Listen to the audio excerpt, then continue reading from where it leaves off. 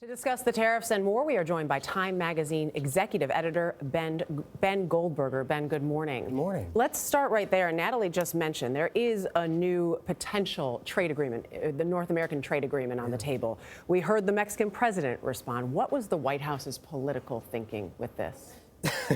As to the trade agreement, this essentially drops a bomb on it. But the calculus in the White House is that the president can use the blunt force of tariffs to force concessions on an otherwise unrelated issue. But that unrelated issue, migration from our southern border, is core to President Trump's political identity. It has been both a personal fixation and a political cause, and it's something that has been bothering him. His inability to stop the flow of migrants through our border has perturbed him since he has taken office. And so now he's betting that he can essentially captivate Mexico's attention with something that otherwise seemed like a totally settled issue, a revised trade agreement with tariffs. It's an alarmist measure. As we saw, Ben, the markets didn't like this idea. Even some Republicans don't like this idea and have said so openly. Is the pushback going to make any difference to the White House? Well, pushback within the White House hasn't made any difference. I mean, some of the president's top advisors, including his son-in-law Jared Kushner, his Treasury Secretary Steve Mnuchin, were strongly opposed to the imposition of these tariffs.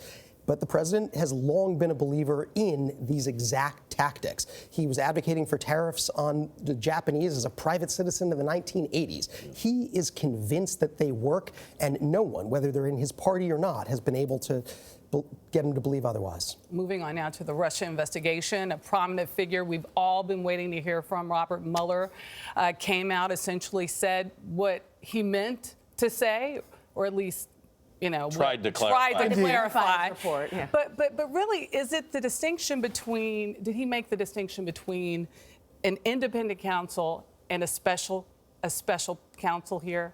I think that's actually a really important point that's lost on many, many people, because Robert Mueller was operating under the special counsel statutes, which bind him much, much more closely to Department of Justice code and regulations, and he believed that he was following their procedures, whereas his predecessors as independent counsels operated under what was actually a different legal statute that allowed them much more leeway. And it's important to remember that Kenneth Starr, in his investigation of Bill Clinton, actually issued specific possible impeachment counts that the Congress could take up. Mueller obviously was far more circumspect. Well, Ben Goldberger, we thank you for your insight into an already busy week behind us.